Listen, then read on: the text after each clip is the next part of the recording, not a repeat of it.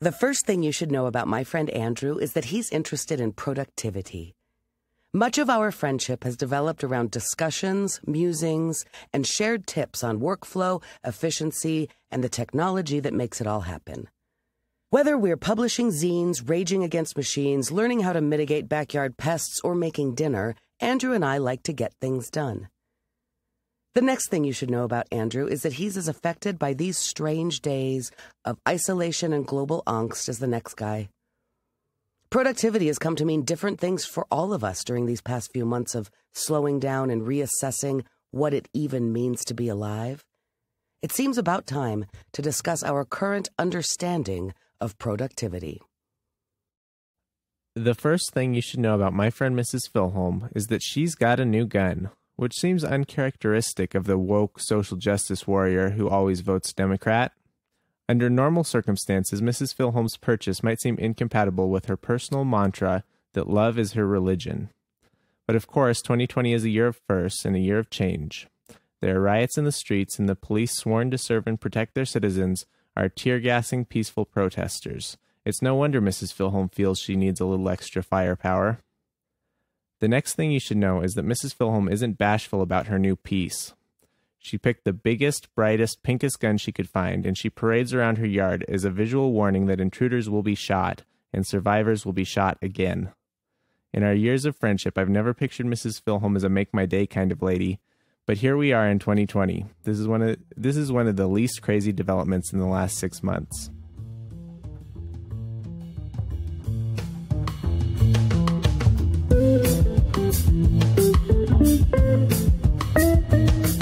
Welcome to Half My Age, a weekly show in which a 25-year-old adult and a 50-year-old child help each other make sense of the world.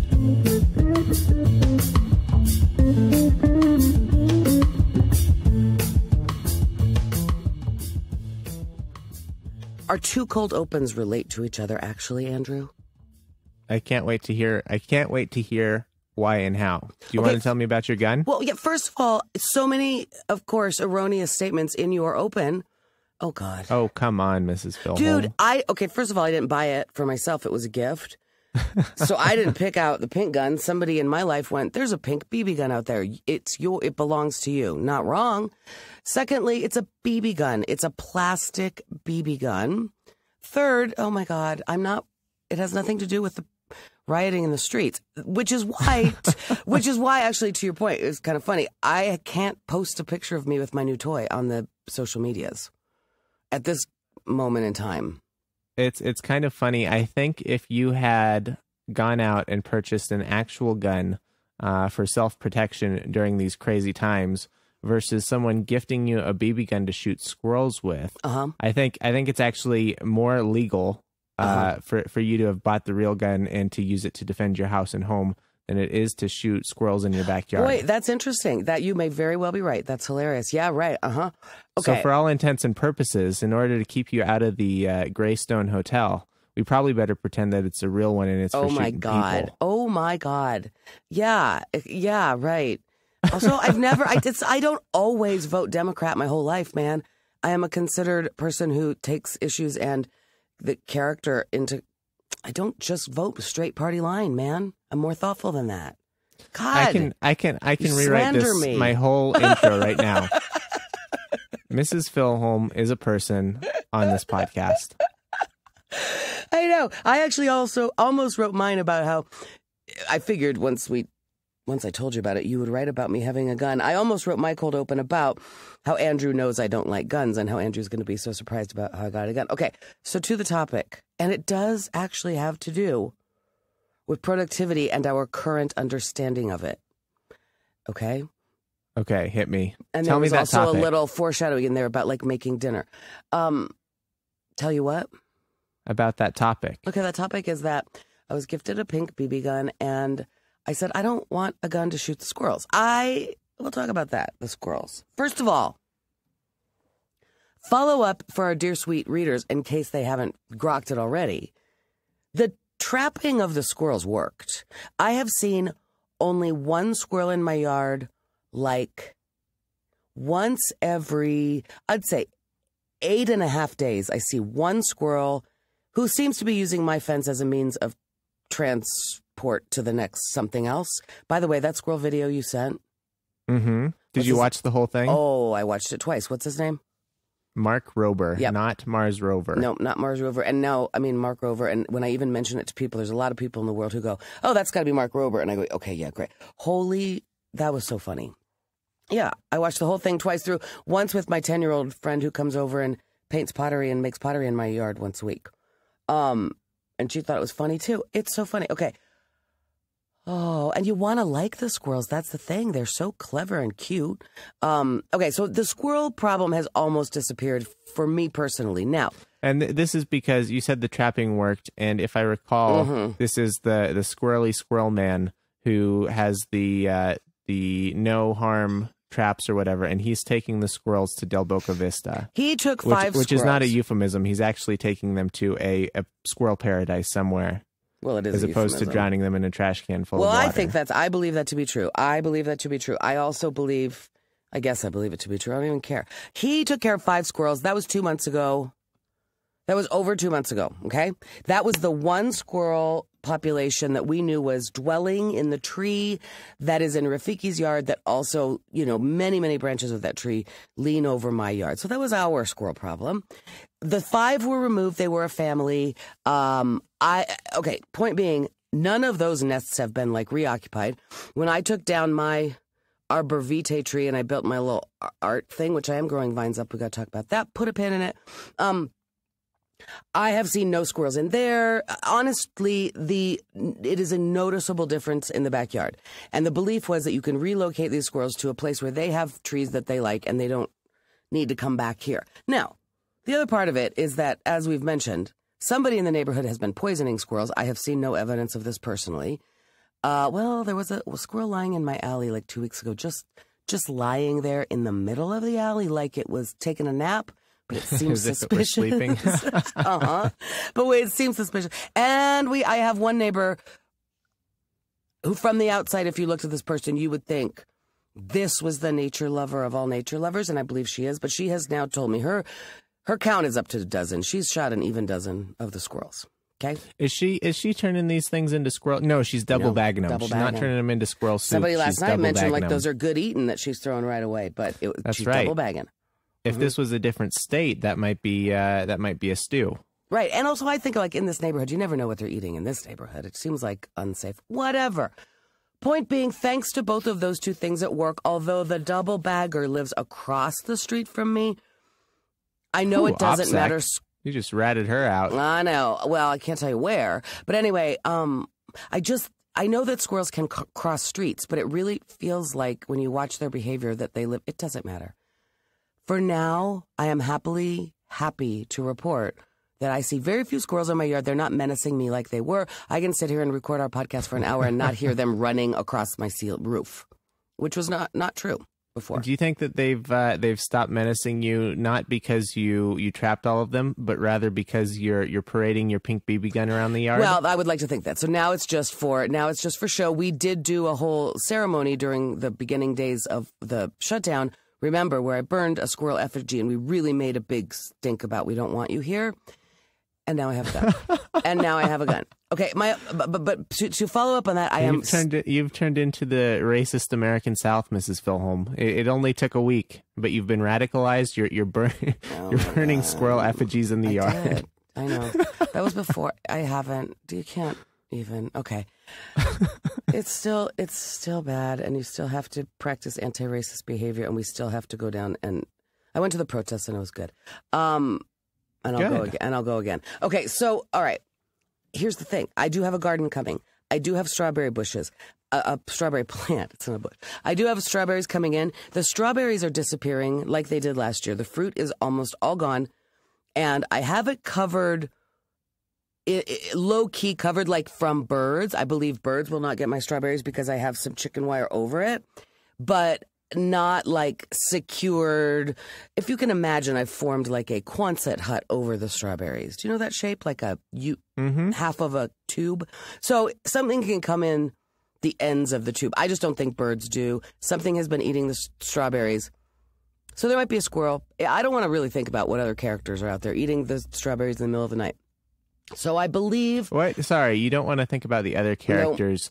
More sinister than squirrels, you think? You have people in your backyard? No, I think like mice and, rats. I don't want to, Sure. I don't like to talk about mice, Andrew. Maybe like a crafty raccoon with those little hands. They're cute. Maybe a possum. I just don't really want to go there. I have some evidence of bugs on my basil plant, so I'm trying to mitigate that. It's hard enough, so I don't want to think about it. Bugs on my basil, title. All right, bugs on my basil, and dang, nothing clever to follow that up with that. All right, now I have a BB gun. It is bright pink. It is ostensibly for killing squirrels because the sweet person who gifted it to me knows about the squirrel problem and has seen a squirrel in my yard. One. And I'm like, that's adorable. You saw one squirrel, don't worry about it. I was fighting Jess and Brad, my cousins. Hey, kids. When they were here in September, they saw me like face to face with the squirrel in my garden.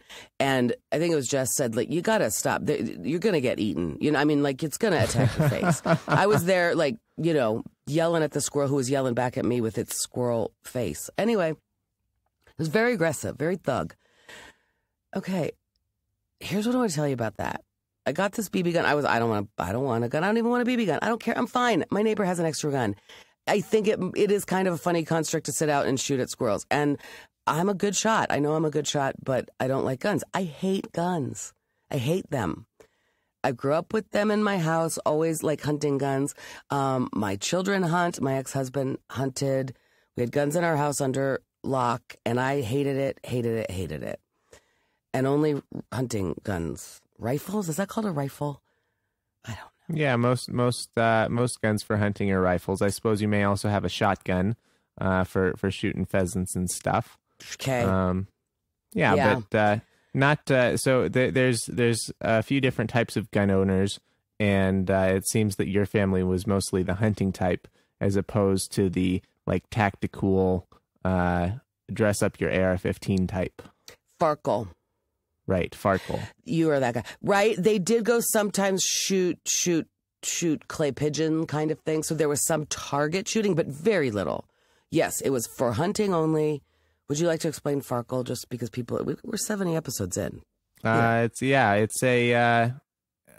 that the term originated with motorcycle culture, and it means functional sparkle. And it's like little bits you can add to your motorcycle. Maybe it's like an upgraded set of headlights, or maybe it's a kickstand extender like I have on my motorcycle. It's like a little functional ways to dress up your bike. If we're talking about an AR-15, it might be like a special handguard that's super lightweight, or stuff that may seem extraneous. You probably don't need it, but in the way that all people like to take things and build on them, kind of like a little girl dresses up a Barbie. We like to do these things to our bikes and our guns and our houses, and does that explain Farkle, Mrs. Filholm? Yeah, I think that's perfect. And I thought of it in gun. Yeah, I remember now that it was a motorcycle-y thing, but at the time we talked about it in terms of gun ownership, because you mentioned that it's like dressing up a Barbie doll, which, by the way, boys can dress up Barbie dolls, and my little boys had dolls with it they carried around when they were little boys. So please, in this day and age especially, let's not be gender binary and offensive. And some girls really like guns. Okay. Including evidently me. No, I don't like guns. I'm not going to do Farkle. This is a plastic BB gun. The color pink is perfect, is it not? Is this it? I saw one photo. It looks like the classic Crossman pump BB gun. That's right. It's not a Red Ryder. It's a classic Crossman pump BB gun. And the I don't know what you call that. The foregrip folds out to pump it. Yep. And you can pump it multiple times. You can shoot it at your friends and really hurt them. Between 3 and 10 times. If you shoot it at your friends, I would never do that. But the comedy boys have been here, and yeah. If you're shooting it at your friends, you're only allowed one pump. One pump unless you get, and they called it last night, frat boy energy, and you get a wild hair and you decide to pump it 4 times and shoot at your roommate, and it makes him mad. Okay, that cannot abide. I think that's actually direct from the Crossman Corporation. Yeah. I think that you're allowed to shoot your buddy with one pump. Oh, is it really? No, that's a lie. God, that would be interesting. I thought you were going to say that it's directly from the Crossman company, that under no circumstances should this is not a toy, be combined with frat boy energy. Nothing should be combined. That would make a great bumper sticker. What? Like a warning sign that you put on heavy machinery. Do not combine with frat boy energy. All right. You're right. It would. Or a T-shirt. And I need some merch ideas, Andrew. I just sent my resume out this morning to a new job possibility. So even though most of the world is unemployed, what's that? I said, put a pin in that. We'll talk about that in a second. Yeah, it does all come together. Yeah, actually, I believe that's right. I believe it does all come together. Okay. So I got to get past the gun thing. Okay, so I have this gun, and we're unboxing it, and I'm a good shot. I know I'm a good shot. I go out. Oh, it comes with a scope that you put on it. Okay. And the scope is plastic, and the whole gun is plastic. Anyway, I've never shot through a scope before. I'm like, what? You just align the crosshairs? You just like, okay, I can see it kind of. Anyway, I didn't get it. And I didn't like it. And I was like, not even hitting. Okay, a paper target came with it, so I ran outside and got my machoist staple gun and stapled it to the fence. Okay, I wasn't even hitting the tiny piece of paper, the small piece of paper. I was so annoyed. I was like, I think I'm a good shot. Why can't I shoot this gun? And then my friend Tim, who gifted me this gun, who used to be in the Army, so he knows, I went, why don't I let him figure, he knows weapons, right? Like he thinks guns are kind of cool. And okay, so he adjusted it, and then my other friend O'Shea the next day said it's shooting high, and he also was in the Army, now a comic, and he adjusted it. Okay, so now I've got it. What's it called? Open sight. I don't like the scope thing, just the sight. Sure, yeah. Open sights are. You might say if it's got a scope on it, it's a glass sight or something like that. Open sights mean iron sights. You've got iron sights. Oh, cool. Well, it feels like bareback, and it's all I've ever done. I always just look through it. Okay, so now that the gun is calibrated. Sighted in, I think, would be the gun term. Sighted in. Didn't know. I love it. I am good at it. It is unbelievably fun, F-U-N, fun, to aim at a target, pop, hit the target. Oh, my God. Or miss it by 2 inches, go up and look at it, because at this point I'm shooting in a cardboard box where I've drawn some X's. Okay, propped up in my recycling bin. I mean, it couldn't be jankier. So I'm and then you have to walk up the 20 feet every time and look at, okay, where did I hit? Go back, adjust, hit it, get better. I got better as I went. Like within 10 minutes, I'm getting better at something. Oh my God! Also, the things you have to do, right? That I'm kind of naturally good at, I think, that I like doing, practicing for like meditation, are plant your feet, root your feet into the ground, hold your center.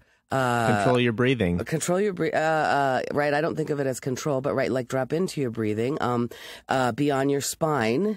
Be able to, it feels like Tai Chi, may I say? Sure. Okay. You may say. Thank you. So my sweet friend Tim, who brought me this gun, went inside to get a glass of water and told me later how he could hear me for 10 minutes or whatever. Pump, pump, pump, pop. Yes! Pump, pump, pump. Oh, I'm obsessed. So then that very night I went out and got, because it came with 50 BBs. I have probably shot a BB gun ever in my life 10 times. My brother had one. My kids, I'm sure, had a BB gun at a certain point. I hate guns so much I don't want to pick it up even as a toy. I don't like it. I know I'm a good shot. Like I said, my family grew up shooting cans. Go ahead. Mm-hmm. I was under the impression that your children were not even allowed to have toy guns. My children were not allowed to have toy guns. They were eventually allowed to have hunting rifles because they took hunter safety. And I believe somewhere along the line in there, for some reason, there was a slingshot and a BB gun. I'm not sure, Andrew, but I mean, there were people, I've seen BB guns. They've been around them. Donna next door has one. I shot it once this whole summer. You know, she's been out there. The boys were messing around showing her how to fill it and stuff. And, I mean, they used up all her BBs. You know, I shot it once. And I went, not for me. Oh, my God. Okay. So it came with 50 BBs and 50 pellets. I haven't even tried the pellets yet. And I have to confess, I actually don't think I can shoot a squirrel. I might be able to aim it at an animal and shoot it with the intent to kill, but I don't think I can. I don't know yet. We'll see how angry I get. But at this point in my life, I actually, when I think about it and have a real come to Jesus chat with my soul, I go, I don't think I can kill a squirrel, which is funny. Especially after watching that video. Well, they're so got personalities. Cute. I know, and I know they do. And like I said, last year, I sort of felt like it would, like they were almost fair and noble adversaries. I mean, I would yell at them at the fence instead of throwing stuff at them because I was like, could you just back away? And I did give them 1 out of every 4 tomatoes for a good 2 weeks. So, anyway, I love shooting this gun. I do it when I'm by myself. My cousin came over, Kim, for her birthday. And while she was painting pottery, because she wanted to do art on her birthday, I went ahead and set up a different little shooting range right outside in the alley so I could still talk to her, but take some target practice. I went out and bought two containers of, they have at least 1,500 BBs a piece. So I think maybe 1,800. Sure. So you're set for the next week. Exactly. You've got your plan. Exactly. You've got your munitions and you're ready to go. I think BB guns are probably some of the most fun per dollar, right? You can have so much fun. They're not expensive. The ammo is not expensive. And I invested many an hour, maybe even full days shooting BB guns when I was a kid. I loved it. I have splat targets now. Sure you do. Is that what they're called? It makes some kind of special coloring so you can see it better. Oh, I mean, yes, the color is white and the paper is black. So what you just said is what I thought. When I heard the word splat targets, I was like, wait, what?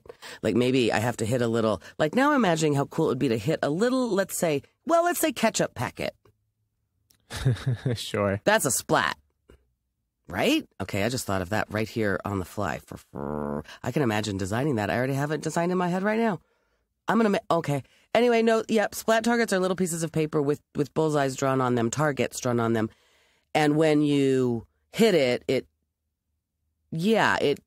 tears the paper in such a way that the white edges show and you can see where you hit without walking up there. Now, I have mixed feelings about that. The satisfaction factor is intense because you can stand there and go, oh, yes. But I'm losing my steps. That was pretty good to be walking back and forth every time. Yeah. If you have to take a shot and then walk and look and then return and then take another shot. Okay. There's something you were talking about the meditative aspects of shooting. And a lot of that is the slowness of it. If you just plink, plink, plink, plink, plink. Is that right? You're not getting that same kind of relaxation or meditation that you might be accustomed to before the splat target. Is that a known thing about shooting, or did you just think of that like you're just talking it through right now? I don't know if there are books written on it, but I've shot a BB gun, I've shot real guns, and I know this to be true from my own experience. I could cry at how you just described that because, yes, and that is I'm imagining you now whiling away an entire day, age 10, 11, what do you think? Oh, sure. Yeah. Sure. To this day, I have a pellet gun that I was not allowed. I think I got it probably age 10, and it had to live in the safe because it was more dangerous than our BB guns. And I spent hours and hours and hours during the summer shooting. We got a new lawnmower one year, and I stuffed the lawnmower box full of garbage and newspapers and stuff so that the BBs would go in and they wouldn't go through because we were very concerned that they could go through and hit a neighbor's house or something. Correct. I built this massive target that was kind of big and heavy and unwieldy, and I shot it over and over and over again, probably thousands of times. I love that so much. I also have a piece of cardboard that we rigged with some foam and then eventually hung backwards because then it has a border around it. The BBs were ricocheting off a piece of wood. The one BB did go, when I was missing, my first round, went through my front fence and definitely hit my neighbor's car.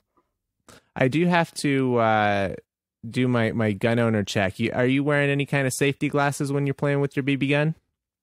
I am wearing my prescription trifocal glasses, which do provide the safety. It comes with safety goggles that I give to other people, but I need to wear my glasses to shoot the gun accurately. It also comes with eye protection. Thank you. Absolutely. Next question. You don't want to shoot your eye out, kid. I know exactly. That's the title. Title. What other questions do you have, gun safety man? That was it. I just want to make sure that you're protecting You should ask yourself. me if I put on the safety. You should ask me if I know not to point it at other people, even in jest, ever. You know, there's some questions. But I was raised by Mike Lane. I know that stuff pretty well. The box like you just described. Yep, exactly. I've got this cardboard thing, like I said, rigged on top of my garbage because it does go. I am worried about it hitting the neighbor's car. I want it to go and sink in the car. Okay, I'm going to order one of those targety things that flips around. Yeah, I got one of those. You do? Yeah, but it's for a for real guns. A real gun. Yeah, somebody told me make sure you get one for BB guns, and I went gotcha, because I can imagine that would be real disappointing if I got one for other ammunition and the BB gun just bounced off. I think that looks like okay. Also, I have cleared space in the backyard. We now got a shooting. Oh my god. We now have kind of a shooting gallery. It's amazing. Okay. I love it. That sounds like so much fun at the dollhouse. Okay, finally, because my son George was recently telling me, I was like, why don't you and your friends come over here more often? I know you love it here. And there's, we're always making a fire when he comes over and stuff. He was here last week. It was so fun. So fun. But why doesn't he come over more? And at one point he said it's because we don't have darts. And I went, oh, well, come on now. I have all these other things. Now I have guns, and if I have a real targety thing that spins around, what do you think that's called, Andrew? Because it's not targety thing that spins around. I'll have to look. All I think mine still has the tags on it from the Murdoch bucket sale. Wow. Murdoch's bucket sale. Oh, it's a Murdoch's thing? Yeah. I mean, they sell them everywhere. Murdoch's so much. Well, they have them on Amazon, and I was tempted to just order it right now for delivery, but I do love Murdoch's. The other thing, I don't know if I imagine a BB gun one is probably made out of plastic, but if you did get a steel one, you get a very satisfying ting kind of noise when you shoot the steel. But of course, you have to worry about ricochets. That's what I don't like. It will take me back to the days of when my backyard was a full-size batting cage, and our neighbors would say, we know it's spring because in the Filholm house, and at that point, they were hitting with metal bats in the batting cage, and it was the ping, ping, and that's how the neighbors knew that baseball season was back. Okay, but to my point, one of my favorite comic friends, I met his parents yesterday. They were in town, and of course, if you're a comic, you bring your parents to meet me, come to the dollhouse, and it was delightful because, of course, the parents are my age. It was like meeting Lisa and Jamie Bridges. I mean, purely delightful to meet the parents of my bestie comic friend. And his dad was saying, first of all, they walked the meditation garden. Thank you very much. Then the dad was saying, I was showing them my target shooting skills, and nobody really wanted to shoot the gun. Probably because they've done it and they don't, like, to me, it's such I can't believe how fun it is. And I didn't know. And like I said, I've watched people shoot guns. I've known there are BB guns. I know there are people who are shooting BB guns, and I never thought it was for me. But anyway, his dad said, it's very meditative. It's very calming. And I went, what? Because that's how I feel about it. How on earth can that be? So, kind of back to my point about productivity and how I opened.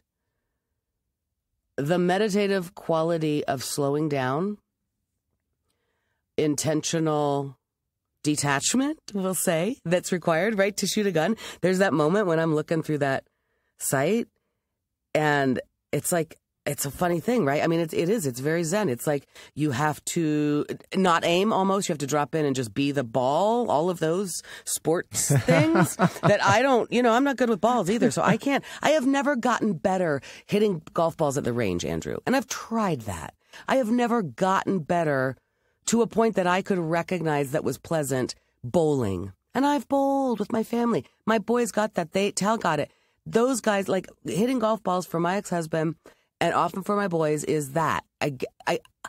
It's that for them, but I am so not, I don't know, it's just funny. And the things that I do are more, like I get better at throwing pottery every time. So, right, I get that. but it's not this like, it's like pottery is like acting on the stage, which is extremely fulfilling for me and almost nonsensical. And hitting a bullseye with a BB is like landing a joke as a stand-up comic, because it's a real measure that you can see right now. And there's something very satisfying, and there's also something that doesn't matter. I mean, it's nonsensical as well. You know, it's like nameless enjoy making. I don't think I even want to shoot a squirrel. I'm not getting better to shoot a squirrel. You don't have to, Mrs. Filholm. You can just let this be fun for fun's sake. That's what I'm saying. And like, there's no goal, very much like pottery. At a certain point where I went, this serves no purpose. I don't have to sell it. In fact, at a certain point I was trying to make pottery lucrative and pay for itself, because it seems like an expensive and stupid hobby. And there was a point where I gave myself the gift of going, it's for nothing. It's just because. So again, I've said this before, I don't need another hobby. I've also been paddleboarding a lot during quarantine, but holy cow, shooting that gun is real fun. I'm glad that you found the joy of shooting a BB gun. There are a few things better, and that sounds like a nice, healthy way to exercise those relaxation muscles, to not worry about what's going on in the world. That seems like a nice distraction. Right, and when you describe it as your 10, 11, prepubescent kind of self, and knowing that the slowness of walking up to the target and checking is different than however you valued it as a child or here and there, different than boom, boom, boom, boom, boom, and instant gratification of seeing it pop. I was just thinking, so practice is walking. I like that. I'm also getting my steps in. And then when I want to show off to somebody, because sometimes I do want to flex, I'm good at this, then you tape up the splat target and show everybody, because then they can see it. Then the audience can see it. Mm-hmm. I should say that I don't think my goal as a 10-year-old shooting a BB gun was relaxation so much as it was conservation of ammo. Right? Cute. If you're walking up after every shot to take a look and see how you did. Sure. Then you're not gonna waste all of your 50 BBs. Okay, cute. That's really, really cute. Because I did, when I first shot a couple that they ricocheted, I picked them up and I asked, "Can I reuse these?" And the guy's like, "Yeah, of course you can reuse them." Okay, that's cute. Well, see, even that, and also, I guess when you're describing that, what it sounds like is backyard, summertime, idle. Fun, actual fun. You're doing it because it's fun. You wouldn't be doing it otherwise. And because of slowing down recently, and because of all that's happened, and again and again and again at deeper levels, we as humanity have had to say what really matters, right? And I realize now that I spent 9 weeks thinking, I don't want to I did it. I already did what color is my parachute, right? I know what I want, and the world just took it away. Boy, well, there you go. Do it again then. Do it again. Back it up. And then riots in the streets and back it up. What really matters? And so there we get to my kind of cold open is I have had to slow down. And recently I've been slowing down in ways that I don't recognize about myself. And I feel like it feels weirdly lazy and not productive, including I've made it a priority over doing things that like laundry, which can wait, but my house got a little messier than normal. It's pretty tickety-boo here at the dollhouse because I just have me and the one house to care for. And it got a little messy because I was doing shit like shooting a BB gun just for fun. And like actually lately sat down and watched the beginning of a show, Andrew, which I'll tell you about. Just sat there and watched a TV show before bed. Oh my goodness, that's so crazy, Mrs. Filholm. What's got into you? What's gotten into me? And also beginning with a Hawaiian barbecue. Went there again this week. Beginning with that, I just started eating. I'm pretty sure I'm getting fat. I don't know. I don't have a scale. My squirt's all fit. Everything's fine. I have no idea. But I do. There has been a slowing down. Damn it. That freaks me out. And then, so that's why I wrote that cold open. We got to talk about what even do that mean? Because surely I can tell in my heart of hearts and in even my human brain that pursuing something as childlike and for no reason other than that's just fun, got to be good for my everything, right? Got to be good for my mental health. 4 months ago, I was telling you, Andrew, I'm afraid of sitting still. Mm-hmm. I fear sitting still. I fear not doing something. So isn't that interesting that even I have now succumbed to you can't keep churning. The apocalypse is going to make you slow down. I'm not sure I like it, but I can also recognize, in part thanks to a pink plastic gun, which is where it ties back into me, that productivity sometimes means something besides what you got done. Sure. Not all work is spreadsheets and whatever. Sometimes real work is work on your mental health and your shooting skills. Your shooting skills because it's relaxing. And you're relaxing. I remember like 3 years ago even posting something when we got hammocks for everybody at this time of year. And it was on Mother's Day and we were with my mom and dad. And I posted a picture of myself, like my feet up in the hammock. And I said, I'm doing relaxing. And that was 3 years ago. And I was definitely not doing relaxing. I was about to get a divorce, we were just careening towards some not very relaxing times. And, boy, oh boy, oh boy, my own personal last year and then the world leveling up to every possible end time fear you could ever have. So I hear we're doing this. We're taking deep breaths and saying what really matters. And maybe doing relaxing matters once in a while, Andrew. Who knew? I think that's a nice realization, but even better than the realization is that you accidentally slipped right into relaxation, right? Yeah. BB guns, you'd shot them previously. They didn't do anything for you, but somehow this gift of a pink one from a trusted friend, it just somehow it just took over. Yeah. Yeah. Oh, yeah. You want to know something else? I realized recently, again, because productivity, we've had to slow down. Now, to the bigger point, my productivity is shite. Like, I can feel accomplished now. Like, whew, golly, that was great. I really had a productive day because I made a Facebook post that I really worked on and I wordsmithed it real well. And I go, yeah, whew, felt good to do some writing. That's not, like there's a false sense of things around here. I'm getting nothing done. But maybe we're back on the track. Do you want to tell me about your, you said you spruced up your resume and you sent it out somewhere? Yep. What's going on there? Well, I've spruced up my resume, run it by some, real people, and I've been applying for jobs for the past week or so. Again, I mean, during the apocalypse, it felt like everything went away. Now there are jobs that I'm getting notices of jobs that seem like real jobs in, my resume right now is really designed for like instructional design, corporate training, as we've discussed before. And I've got to feel like there's out there a lot of, okay, for example, a big corporation, a friend of mine works for a big corporation.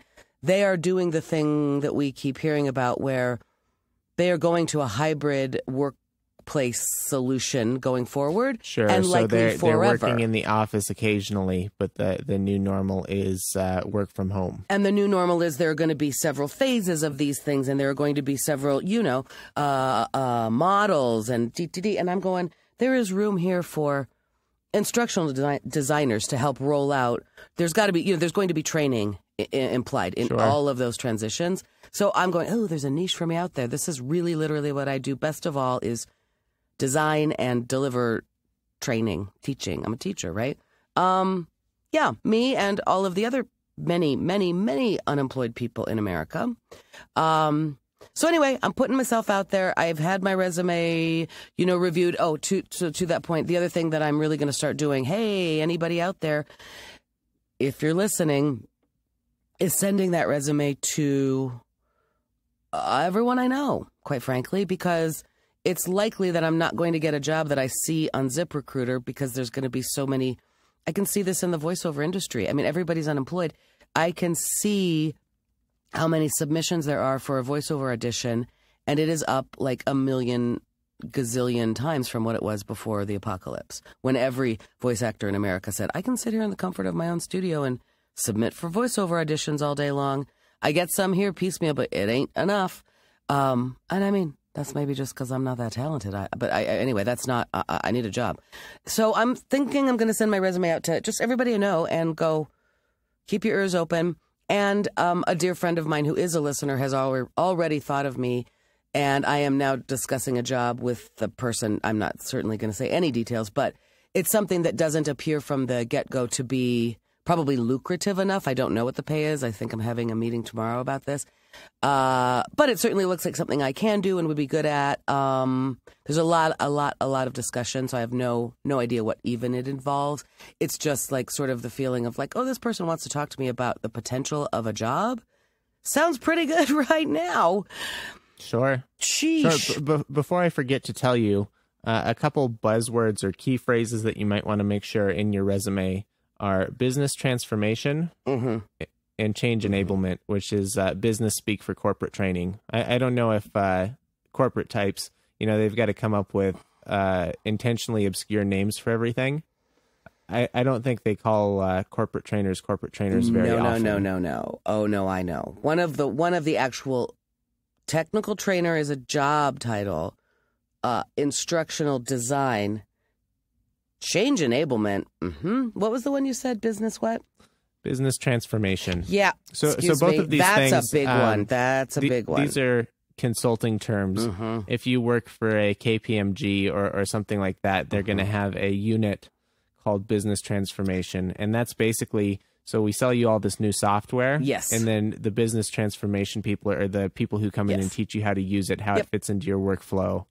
That sort of thing. That's exactly right. And so that, yes, indeed, I do know those buzzwords. And as you can imagine, I just love them. 5 years ago, we were leveraging robust synergy. And now we're enabling. Are we? Okay. Now we're enabling change. Well, I know we're enabling change. And Andrew... Okay, I can't. Yes, exactly. There you go. That's what I'm saying. And also what you just said, right? It's a thing. It is a thing. And it's exact. I know people who are doing these kind of contract clients where they go in and they have a 12-month contract and they're going to enable the change and transform the business. And it does all revolve around software. So, yep, I'm putting myself out there for that. But I feel I am very old in the sphere of all of it. Anyway, so there you go. My resume I did make it more graphic, and I did things like skill summary on the side. My resume before looked like it looks a little hipper now. I hate that. Are you in that world of hiring at all? You're not anymore. Not currently. We do some hiring. I want to know the wisdom of putting your face on a resume in this day and age. I don't know. So my resume, you talk about cool resumes, and I'm in a fast-paced, high-tech kind of thing. And my resume is old school. It's Times New Roman, size 12, bullet points, one big column. I suppose I'm the opposite. Yeah. That's what mine was until recently, and I was sort of proud of it.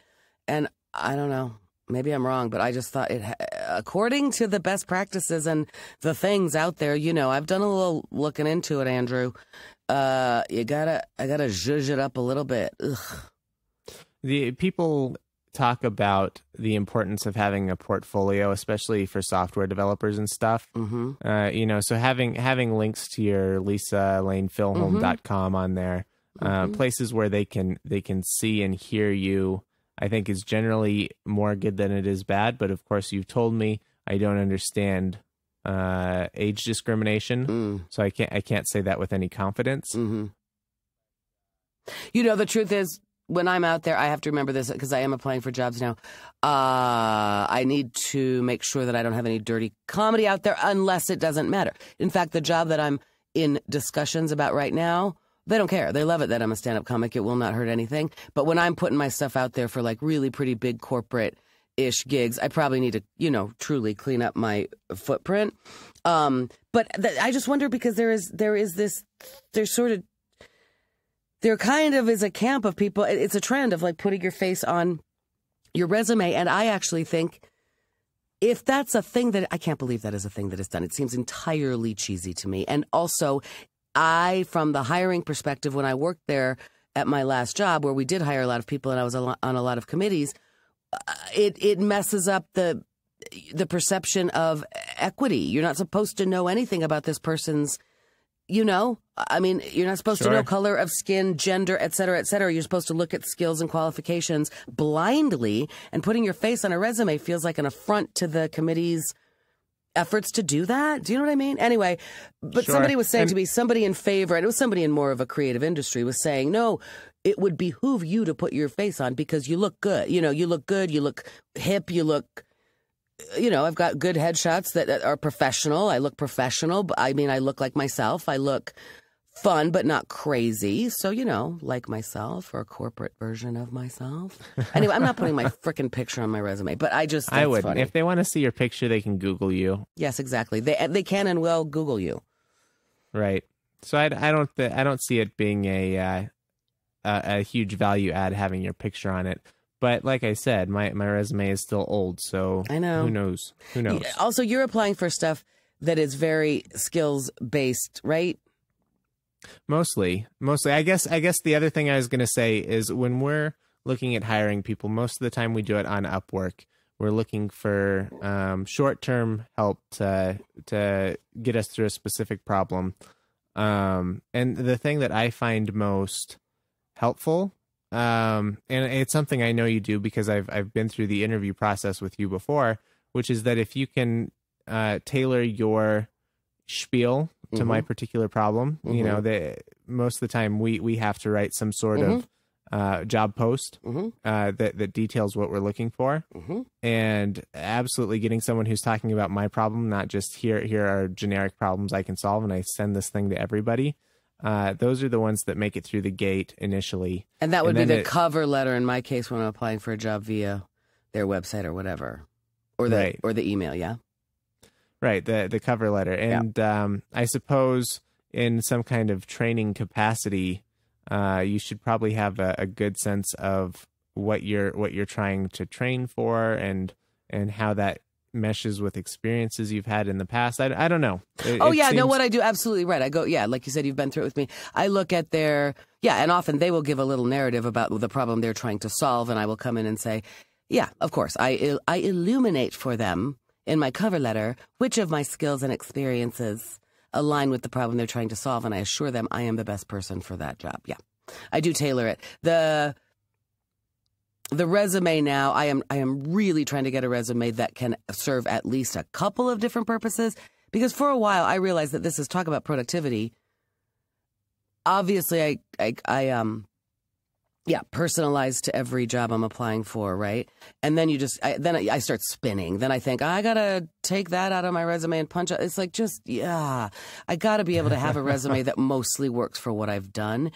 Part of it, though, is that a lot of what I do is soft skills. And in some cases, for example, I just added to my resume in this new iteration, which I swore I would never do, the fact that I organized and basically single-handedly ran a 300-person international conference at my last job.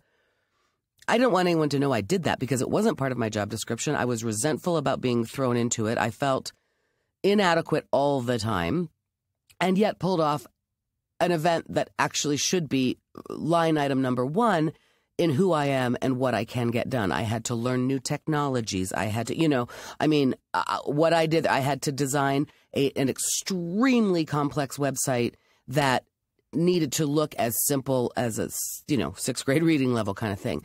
I made people feel humanly welcome. I took care of human beings. I was thoughtful and had, it's a 300-person international conference. They're traveling. Only I, in this whole mix, was the person who said, we need to have aspirin at the table. We need to have water for people to drink because they're not like that. So on the human level, it really would demonstrate. It's the best example of everything I am. But I'm like, I don't want people to know that because I was ill prepared. I was learning the whole way. I'm not a conference planner. But it does demonstrate. You kind of resented it, Holy crap. Because I kept saying, how about we hire a conference planner? How about instead of me designing a way to take submissions for 650 abstracts, how about we there's a company out there that does that. they've invented this wheel, right? I was always reinventing new wheels and being resentful because, and it kind of didn't make sense. We should, there's a certain point at which it's more efficient to just pay the experts to do that, And I was always reinventing wheels and learning new things, but it demonstrates who I am and blah, blah, blah. So I have managed to put that on my resume now in a way that I think, demonstrates the good things that I want you to focus on. Okay, I'm tired of talking about resumes. Ugh.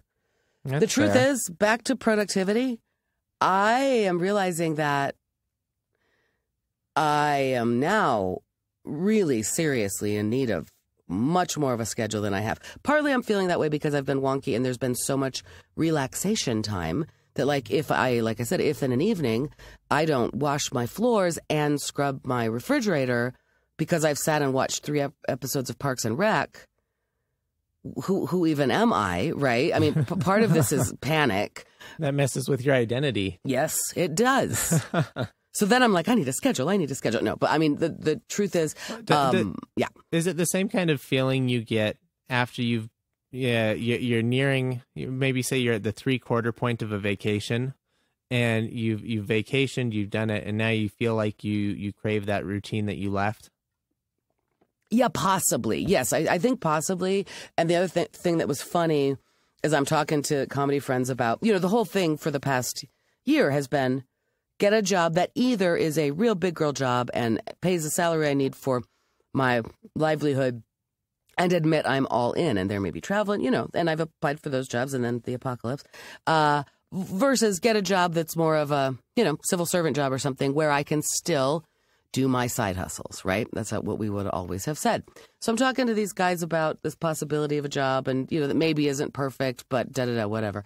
And we're all kind of out of habit saying, yeah, actually it'd be cool to have like a 30-hour week job, right? So that you could have some time and flex, as long as it's not like 9 to 5, 5 days a week, so that you could have extra time for, and then we all kind of stop and go, for spinning out in your kitchen, worrying, mind fucking the universe and racism and how the world is coming to an end. Golly, yeah, I sure do want to preserve that time for when I, garden? I mean, I've talked about it. I have very slowly and out of a place of pain and lethargy built my garden this year. Like, it's still going to be there. There's still oh my God. So part of it is coming back into routine because I think routine might be good and save me. But the truth is, I am still not. I've been writing, and there is some comedy coming back online, and it makes me feel normal again, and it makes me feel excited. I saw a show last week. I did an open mic on a front yard last week, and not this week, but the following week, we're going to try my comedy show again at the restaurant where I used to do it on Friday nights. It's not going to be an open mic. It's going to be a book showcase with reservations and tickets and stuff, but I think very well we may be having a comedy show. So that feels great, but there is also there's no way I can go out and do 4 mics a night like I used to be able to. So this is a time to calm down and have schedules and do a real jobby job, that keeps the money coming. Cause yeah, I'm feeling a transition there. It's all fine. Good. It's all good. I mean, I'm glad that this is something you're seeking out and not, being coerced into, right? That's true. You've had this realization, or you've had some time to sit, and now you're like, well, I think maybe now it's about time that I go out and I try to embark on this new adventure. I mean, I really was right there, right before the shutdown, right? I mean, for real. I was getting manicures because I was going on job interviews, and everything shut down to a point that got just so scary. And then I shut down, so that, yes, I am coming back into the light. But the other thing that's interesting is that I am coming back. I do have a different approach to what I need in a job than I had in February. I do. This settling down, this having to assess, and there's been so much yuck and honestly so much calming down and letting things, I guess, what brings you joy, what brings me joy bubble up to the surface, and on my own, without a family to take care of, without a shape of my life to tell me what it is. I've learned some things about myself, I guess, and I don't know what that job looks like, but I also know right now that, yeah, I have a different, I don't know. You don't know what the job looks like, but you have enough freedom and flexibility to allow it to tell you, right? You don't have. I think so. I think so, but I don't have. I also sort of. I'll tell you one thing about that that's funny, because people have been saying that, like, if you're not desperate, and I'm not, I don't have to just take a job, right? But I know. I mean, I'm saying, I don't know. I might just take a job because every job I'm applying for, so many people are unemployed, and so many people, I really do feel like my skills on paper are a dime a dozen. There are a lot of people out there who can help with change enablement and business transformation. You know what I mean? I mean, I was in February, I was sort of like, no, I'm going to hold myself for, I'm going to find the right job for me. I'm not that I'm not doing that now. It's, you know what? It's more like this. It's more like, hey, the universe is probably going to bring me the right job. I don't know. That's stupid too, because I am trying, I am applying, I am checking my resume. I don't exactly know, but there's something different about it. There's something different about, because the world feels different, because I don't know what the shape of anything is either. I guess there's a little bit of like, yeah, don't worry about it being the perfect job, Lisa. Nothing's perfect.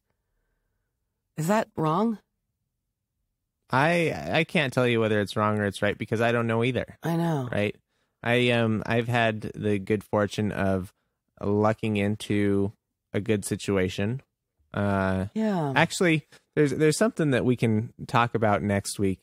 We'll save for another time. Yeah. There was a series of tweets and posts on Medium about Cards Against Humanity being a terrible place to work. Oh, really? And that the only reason I've paid any attention at all to it is because I like that podcast, Do by Friday, yeah, which is hosted by Max Temkin, who is one of the founders of the company and operates it today, and Alex Cox, who's a employee at Cards Against Humanity. Right. So there's a big